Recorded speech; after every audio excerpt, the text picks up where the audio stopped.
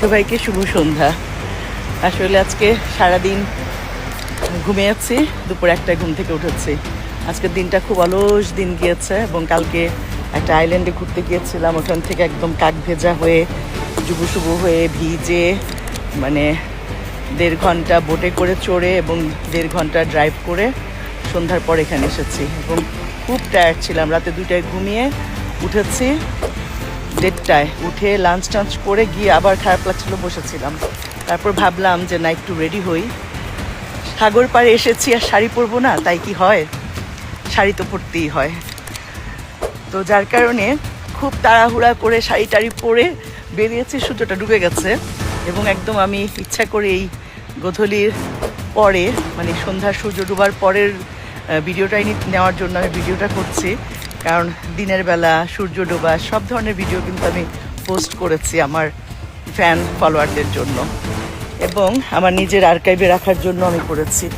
কারণ প্রতিটা মুহূর্ত জীবন থেকে প্রতিটা সময় চলে যাচ্ছে, প্রতিটা বছর যাচ্ছে, প্রতিটা বছরের সময় চলে যাচ্ছে। একটা বছর পেরিয়ে আরেকটা বছরে চলে যাচ্ছি আমরা। জীবন থেকে অনেক সময় ফুরিয়ে যাচ্ছে আমাদের। আসলে যখন ছোট ছিলাম তখন অনেক কিছু বুঝি নাই, বাট এখন একটা মাঝির বয়সে চলে এসেছি, বাচ্চারা বড় হচ্ছে। এখন মনে হয় প্রতিটা মুহূর্ত ফ্রেমে বন্দি করে রাখি।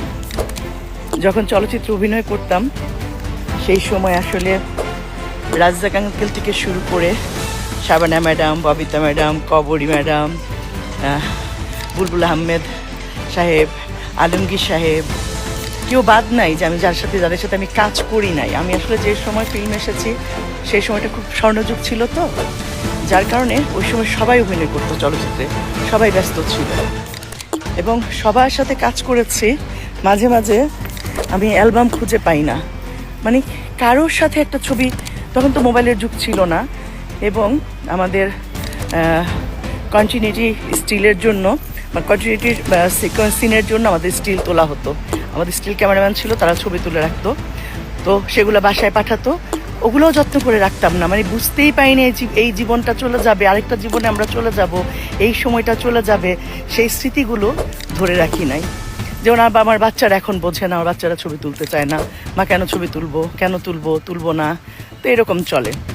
ওরা বুঝে না। আমরা ওই সময় ওদের সময় ওদের মতো বয়স যখন আমাদের ছিল আমরা কিন্তু বুঝতাম না, আমরাও তুলতে চাইতাম না। ঘরে তখন তো ক্যামেরা দিয়ে ছবি তুলতে হতো, প্রিন্ট করতে হতো।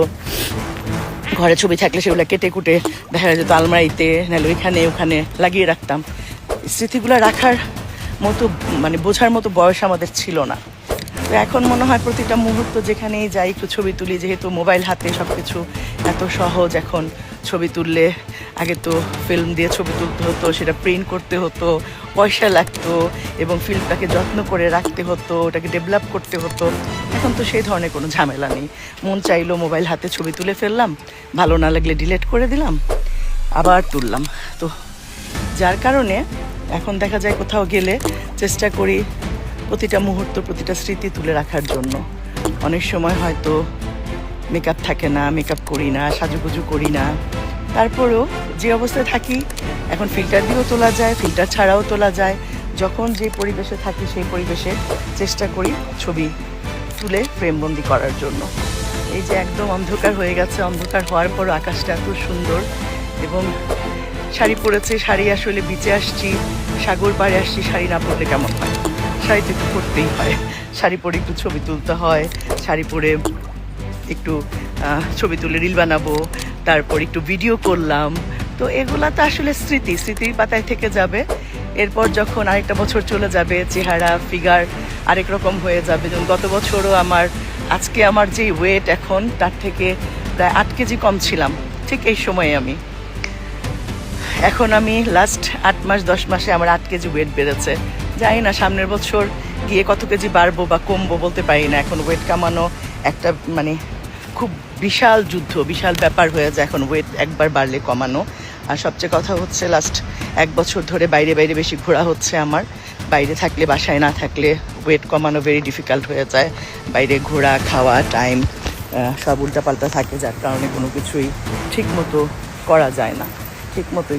এখানে কে যেন কতগুলো বালি তুলে রেখে গেছে, কোনো বাচ্চা বোধ হয়। আমি এখানটা পাথরের উপরে বসে বসে কথা বলি।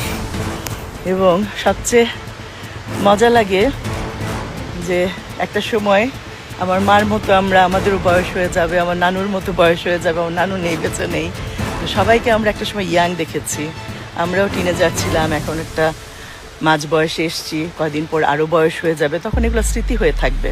আসলে এগুলো সব স্মৃতির জন্য কিন্তু করে রাখা, স্মৃতির পাতায় রেখে দেওয়ার জন্য। একটা সময় যখন আমি আরও বয়স হয়ে যাবে, ছেলে মেয়ে বড় হবে, ছেলে মেয়েকে বিয়ে দিব, ওই সময় বসে এই ছবিগুলো দেখবো যে আমি এরকম ছিলাম।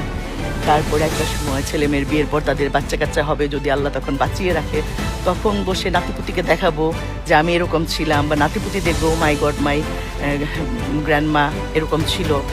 তো এগুলো আসলে সবারই না ধরে রাখা উচিত। এবং এত ভালো লাগছে আজকে, একদম বাতাস নেই। অন্যদিন বাতাসে সব চুল টুল উড়িয়ে নিয়ে চলে যায়, আজকে একদম বাতাস নেই। এই যে পেছনের আকাশটা যে কি যে সুন্দর, মানে কি যে সুন্দর হয়ে আছে, বোঝাতে পারবো না। পুরা ভিউটা, যে পেছনে রেস্টুরেন্ট, এখানে 3টা রেস্টুরেন্ট, এখানে জাপানিজ, তারপরে ইন্ডিয়ান, থাই, 3টা রেস্টুরেন্ট আছে। আর এদিকে এই যে সূর্য ডুবে অন্ধকার নেমে আসছে চারপাশে একদম। এই যে সবাই ভালো থাকেন, সুন্দর থাকেন, সময় করে ভিডিওটা আপলোড দিব। এখন যখনই ভিডিও করি তখনই তার আপলোড দেওয়া যায় না, একটু ফ্রি হয়ে বসে আপলোডগুলো দিতে হয়। সবাই ভালো থাকেন, সুন্দর থাকেন, আমার জন্য দোয়া করেন সবাই।